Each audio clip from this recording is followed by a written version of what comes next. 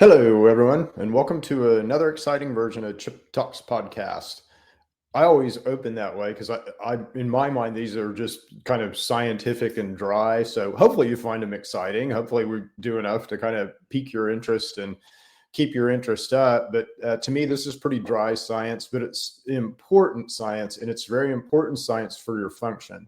So everything that I'm trying to teach you guys and tell you guys about how you work is super duper important, at least to me. Otherwise, I wouldn't be trying to teach it to you.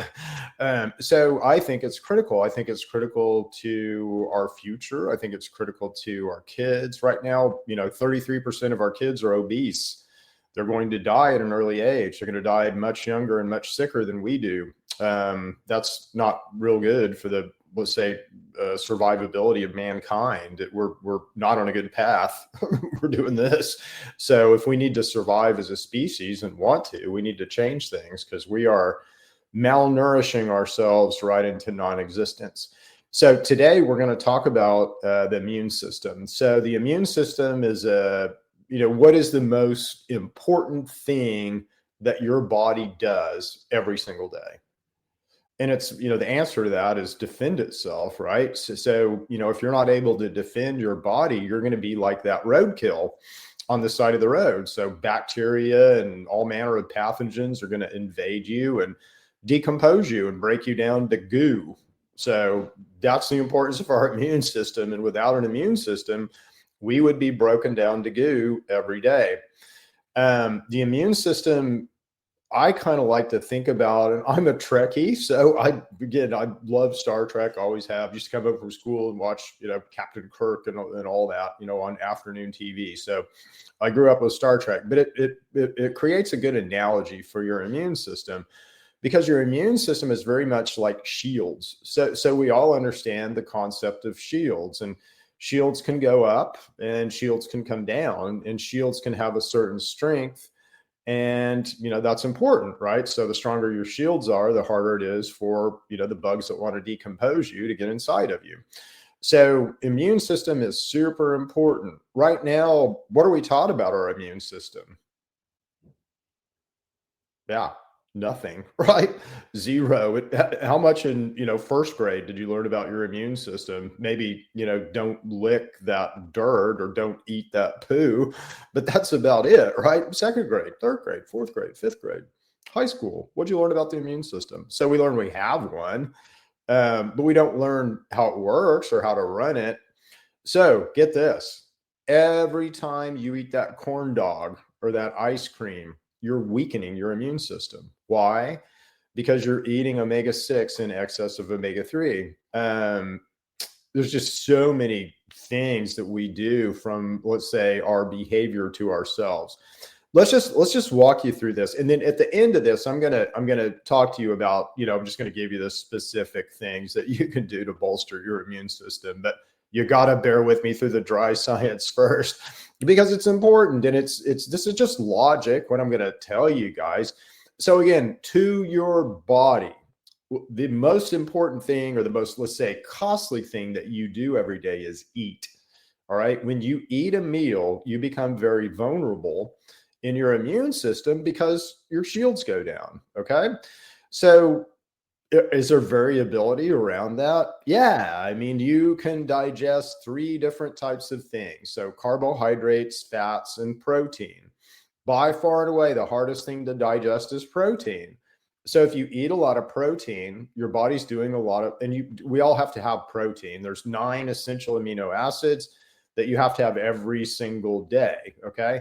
But if you eat a lot of protein, let's say you eat, in excess of what you need every day of those 9 amino acids, then that's more work for your body than breaking down a fat. So fat is the second hardest to break down. And fats are kind of involved. I mean, they involve your lymphatic system in order to break them down. And it's, complicated, but not as complicated as protein. And then the easiest thing to break down is carbohydrates. So as far as work on your body and time on task, when we eat, our shields go down. Okay. How long they stay down depends on the composition of that meal and the work that has to be done. So if you're eating a, let's say, high protein diet, like a keto diet, high protein, high fat, that's going to take longer than, avocados and a bunch of salad. Okay. So, although avocados have some fats in it, so that would take a little longer, but carbohydrates are the easiest thing. So the first thing is just to understand the consequence of eating, all right, in our immune system, because every time you eat, bloop, you drop your shields. And you drop your shields generally for 5 hours. It depends on the composition of the meal. Okay. So this is why people talk about intermittent fasting, and we're going to talk about that in a second. But I want to really drive home this point. So what happens when we eat is, this involves, it's the most basic thing inside of us all are called mitochondria. There's little critters, let's say, inside of mitochondria that are even more basic, but mitochondria are about the most basic thing inside of you. And there are things in mitochondria are organelle. It's called the organelle that's inside of a cell. And mitochondria are what produce energy. Okay. So I'm alive and able to talk to you right now and use my mind and cognitive ability because my little mitochondria are producing energy like crazy. And they have a frequency rate at which they produce energy. Okay. And that frequency rate, when you're really rocking and rolling, almost approaches the frequency of the sun, which is really freaking cool. No one thought that it was that high. Let's say the frequency was that high. It's shocking to me that it even is. But anyway, these little guys produce ATP, right, at a frequency. So when you eat a meal, whoop, everything in you has to flip over and begin to run in glucose mode as far as mitochondria. Why? Because fats are important to you. Fats are king. You store fats. You run on fats. Your body wants to optimize around fats. Fats are used to build all of the precursors that you need to run yourself. So fats are king to our body. It's like the magical gold to our body. So when we eat, again, everything in us is going to flip over to glucose, and glucose is obviously important too because we have to run on it. So carbohydrates are what provide glucose and vitamins and some fiber. But anyway, when we flip over to glucose mode, then we go into a low energy mode. What does that mean? Our ATP is not making, our mitochondria are not making ATP at the highest frequency that they could. And because of this, we have lower energy. So our energy is lower. Our shields come down, and our shields will stay down for about 5 hours after we eat. Why is this important? When your shields are up, you can kill cancer. When your shields are down, you can't. When your shields are up, you break down cholesterol. So if you have a cholesterol problem, you just need your shields up. You're going to break that stuff down like crazy. Your high cholesterol is going to go back down to normal really, really fast. If your shields are down, you make cholesterol. Okay. So again, you don't want your shields down if you've got a cholesterol problem. Our heart works better, let's say, when our shields are up. Everything about us works better when our shields are up. We have 20 times more energy when our shields are up. Our immune system obviously is much more robust when our shields are up. Okay, so you guys kind of getting the idea. So our immune system is tightly tied to our eating behavior. As weird as that sounds. And when we eat, we drop our shields, all right? And 5 hours after we eat, our shields come back up. So imagine this. If you're a breakfast, lunch, and dinner person, and breakfast could be, I put creamer in my coffee. This is anything over 50 calories. Certainly fat and protein is going to kick this off, a lot because they're harder to deal with, a lot easier than carbohydrates. But the kind of the rule of thumb, let's say, is 50 calories, all right? So if you put creamer in your coffee, black, you go over here in what we call a fed state where you're low energy. You don't have much of an immune system. You don't have any way to kill cancer, and you're making cholesterol. And there's other things that I could just go on and on and on. Okay. You don't want to stay here very long, but if you eat breakfast, boom, you go over into this state. So, and then you start the 5 hour timer. And right about the time you're getting ready to pop into this high efficiency state, lunch. The other interesting thing about lunch is your body wants to work on organs at certain times. Guess what your body wants to work on between 11 a.m. and 1 p.m.?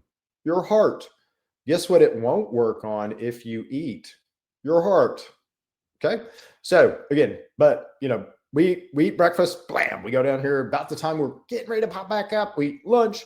About the time we're getting ready to pop back up, we eat dinner.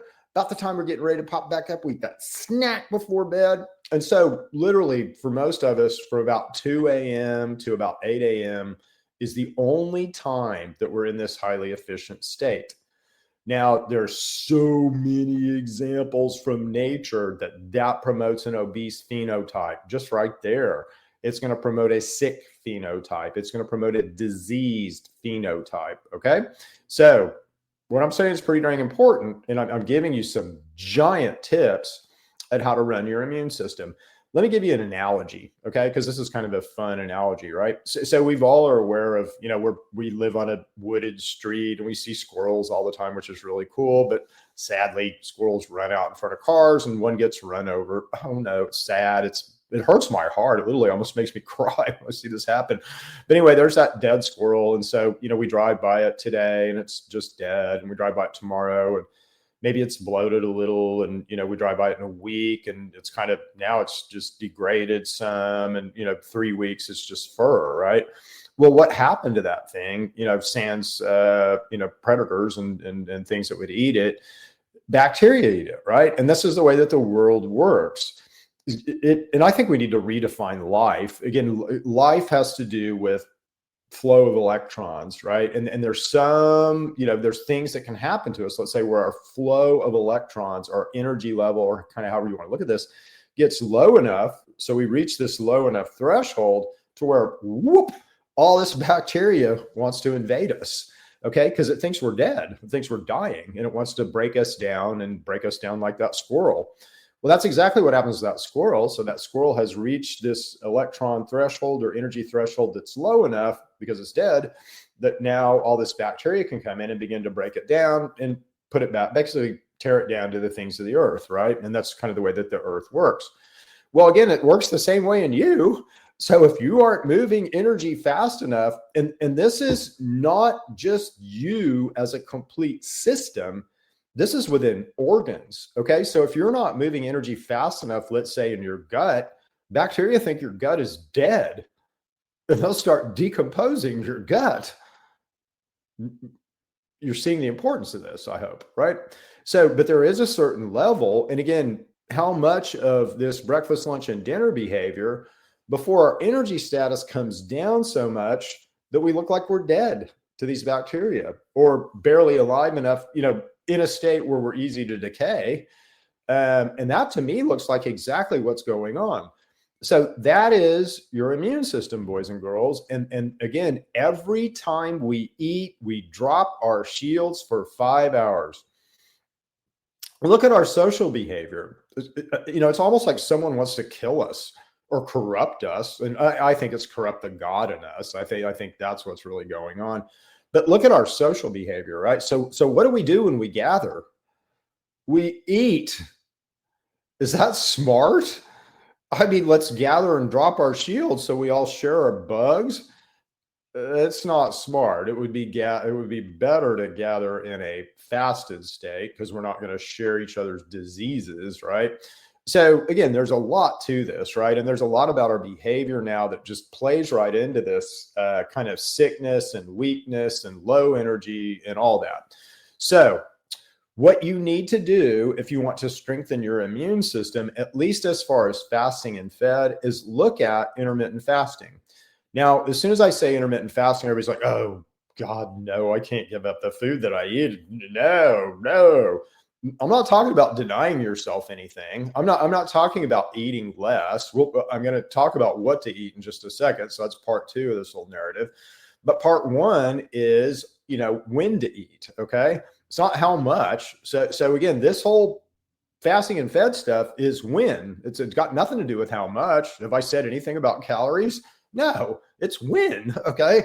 So here's what we suggest, and then I'll drive this home with an analogy. So what we suggest is that skip your breakfast, right? So that's easy for most of us to do. Most of us don't eat breakfast anyway, but a lot of us like those, creamy lattes and, sugary coffees and all that stuff that we'll whip by Starbucks in the morning and grab. So stop doing that, right? So stop doing that. Drink coffee, that's fine. If you want it sweet, put some xylitol in it. That's really good for your teeth, or put some stevia in it. That's really good if you have type 2 diabetes or diabetes. It stimulates insulin from B cells in the pancreas. So use a sweetener other than sugar if you're going to do that. But again, 50 calories is the rule. So skip breakfast, eat lunch at noon, start eating. Eat as much as you want. Pig out between noon and 8. Eat 3 meals if you want. Eat the whole time. Doesn't really matter. Stop eating by 8. And if you can stop eating by 6, even better, or stop eating by 4, even better. So, and that, if you stop eating by 8, the noon to 8, that's called an 8-hour fasting window. So if you see these 16:8 fast, that's what it's talking about, is basically intermittent fasting in an 8-hour window. So that means I'm going to just eat between noon and 8. What my wife and I do is we eat in a 4-hour window. So I'm Chickasaw, I'm native. I'm going back to our roots, and our roots say that we used to eat one community meal a day, right? So we just eat one big meal a day. And again, you eat as much as you want, get your 2,000 calories in, but just one giant, big, whopping meal. But it was a community meal. And again, I guess we got together and shared our disease, but it was a community meal where that was a place where you learned if someone was having problems, or, someone needed help, or all that. So it was really kind of a cool, social thing in our tribe, at least, which we've now lost. And now we're all diabetic and die of things like that, metabolic syndrome, which is sad. And again, why? I look at you, Indian Health Services, 1000% you, Indian Health Services. But anyway, we digress. So back to the subject at hand. So again, noon to 8, if you can eat it in noon to 8 window, or even again, what Cindy and I do is we eat in a 4 to 8 window. So we'll start eating about 4 o'clock and then we'll quit by 8. On weekends, we kind of modify that. So we might start eating about 1 o'clock. Because for some reason I get hungry when I get bored. And, it's just harder on weekends unless we got something going on. So we'll eat at 1 and maybe quit by 5 or 6. So, but eating in that window is highly advantageous to your body, right? So it creates a very strong immune situation where you've got your shields up most of the time. Now let's talk about strength, okay? Shield strength. So it's almost like right now, because of our diet, we have hyperactive shields. I know this is a little hard to fathom, but that's really what's going on. So your immune system kind of has 2 different aspects. So the first aspect is, kind of inflame, attack what's going on, try to kill what's going on, and get after it, right? So that's what our immune system wants to do on kind of one side. On the other side, we want to deflame, we want to calm things down, and we want to heal things, okay? So those are both important in balance, right? So we need to be able to, we have an allergic reaction, we have an inflammatory response, we mitigate that in some way or heal that situation. It's better with a trauma. Let's say we get hit by a rock, we have an inflammatory response, we wall that area off, we heal that area, and then we deflame that area. So that's real easy to do, if we're balanced, right? If we're balanced. But we're not balanced right now. We're not balanced at all. So this balance comes from literally the 2 most important foods that you eat every day. What are the 2 most important foods that you eat every day? Yep. Most of us don't know. And again, it's omega-3 and omega-6 fats. Why are they the most important foods that we eat every day? They literally are almost responsible for every single precursor in your body. So all the, central nervous system stuff and your hormones and steroids and all come from omega-3, omega-6 fats for the most part.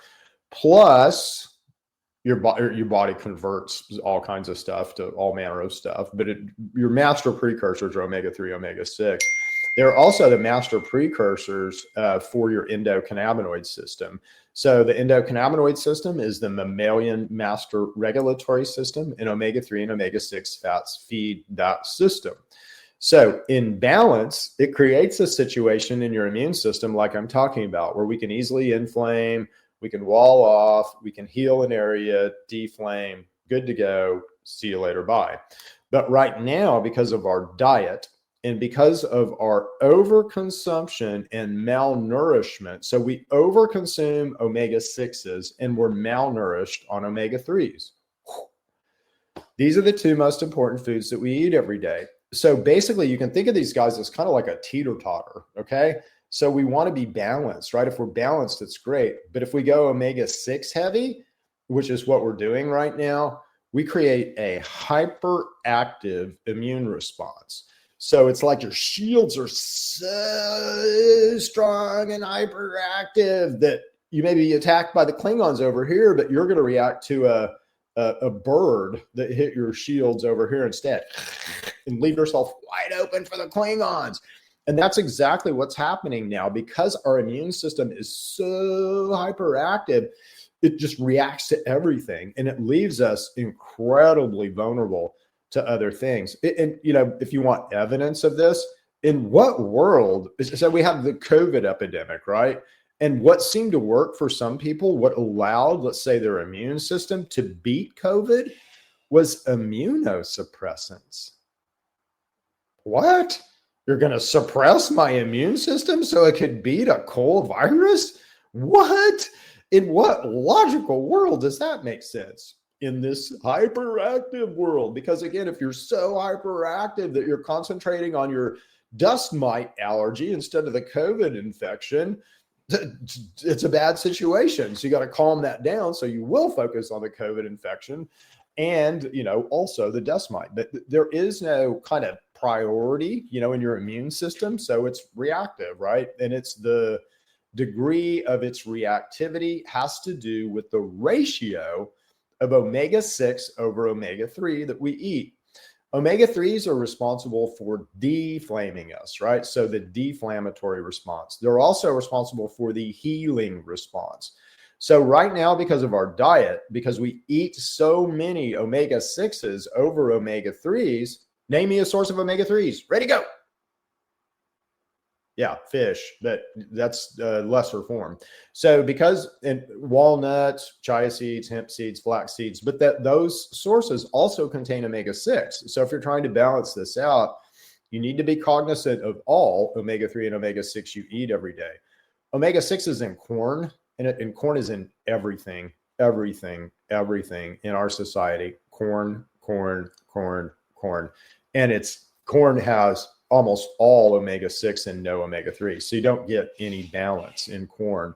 In something like hemp, you've got both omega-3 and omega-6. In something like flax, you've got both omega-3 and omega-6. So they're good balances. But in corn, and which is so prevalent in our society, it's all omega-6. And what do we feed our beef now and our chickens and our pigs? We feed them corn, right? So their meat, you know, meat is imbued with what the nutrients are that organism is eating, right? And so if an organism is wild and that organism is eating a lot of grass, and like a cow would normally eat a lot of grass, then their meat is going to be imbued with a nice ratio of omega-3, omega-6 fats. But if I take that cow to a feedlot, and again, I'm, you know, business, try to fatten it up, make it worth more money, and I feed it a bunch of corn, well, that cow, that meat will be imbued with the properties of those nutrients. So again, that meat will be imbued with a bunch of omega-6 fat. So right now we're so omega-6 heavy. And what that does is it creates a very strong immune response, which is kind of good, but it's hyperactive, it's hyperinflammatory. And it's hyperinflammatory is the biggest thing, right? So, you know, if I insult you, let's say I infect you in some way, your immune system is going to be hyperactively after that thing. And basically that, let's say, situation is what leads to a lot stronger disease states. So an infection in and of itself isn't that bad. Your body should deal with it. But a chronic infection, like a 30-year hookworm and pinworm infection, can lead to chronic kidney failure, can lead to heart failure, can lead to, you know, all manner of things. Your body will basically crash over time. So we don't want to be in the situation that we're in right now as far as omega-3, omega-6 fats.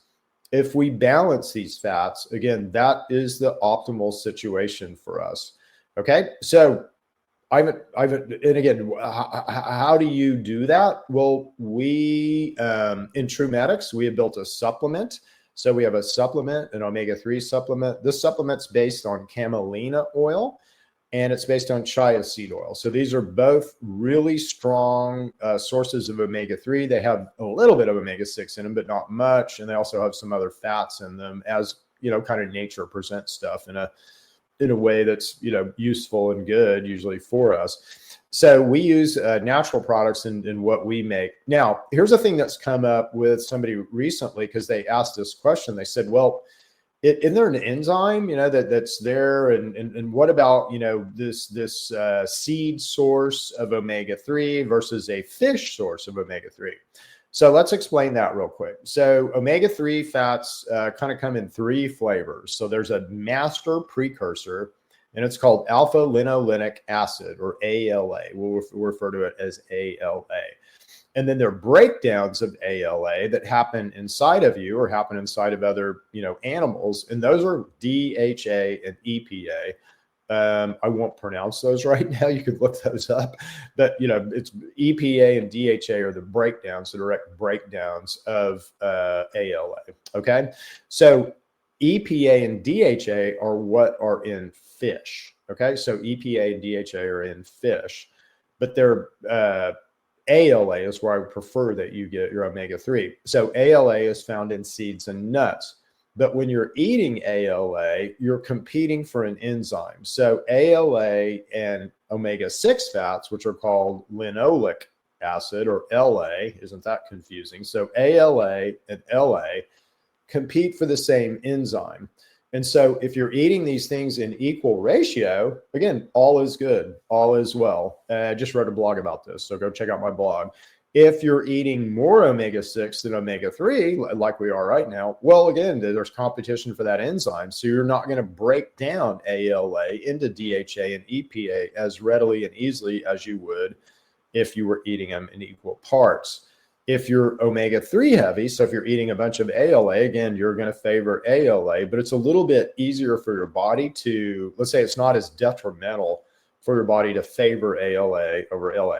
But right now, what we're doing to ourselves is absolutely the worst. If I sort of made a list of the worst behaviors and things to eat, to put you in the most weakened state, make you most susceptible and likely to be decayed by the earth, it would look very similar to the way that we behave and what we eat right now, which is super sad. And it, to me, this looks purposeful, right? So, somebody's driving this ship, driving us off this cliff, right? And it's good that we're waking up to it. And it's good that you guys are listening to this video. So hopefully this, has an impact on you and you change some behavior.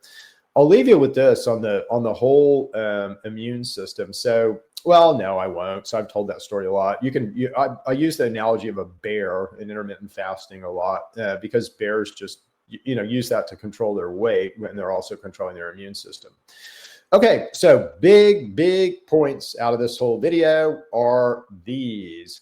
Number one, intermittent fast. When you eat, you go into a degraded and weakened state for 5 hours. So you don't want to be there. You want to be there as little as possible. We all have to nutrient ourselves. But again, doing it once a day is way better than doing it twice a day, is way better than doing it 3 times a day. If you're going to do it 2 or 3 times a day, do it in a window. Do it in a very specific window that's 8 hours or less. This will do more for your health. This will cure type 2 diabetes. This will do more, completely give you control back over your weight, provided you don't have a certain biome thing that can be addressed in another way. This is an awesome thing that you can do for your health. It's a very easy thing to do. It's not that hard to do. And it just puts you in so much of a better state. And then the second thing is balance omega-3, omega-6 fats. This is harder to do because if you eat, let's say normal, you're going to have to supplement with some omega-3 fats. Just there's no omega-3 fats in our diet. Walnuts, flax, chia, hemp are sources of acorns, are a strong source of omega-3, which is interesting. We used to eat a lot of acorn flour, and acorns used to be a bigger part of our diet, but they're gone now. So we got to find some other sources of omega-3. We use chia seeds. So Cindy and I use chia seeds a lot in our diet. And then we also take our omega-3 supplement. So in TrueMedX, and it's www.truemedix.com, you will find that we have an omega-3 supplement. We've also got a lot of immune support products. So, we've just talked about behavior, right? So simple behavior. But let's say that you're immune compromised.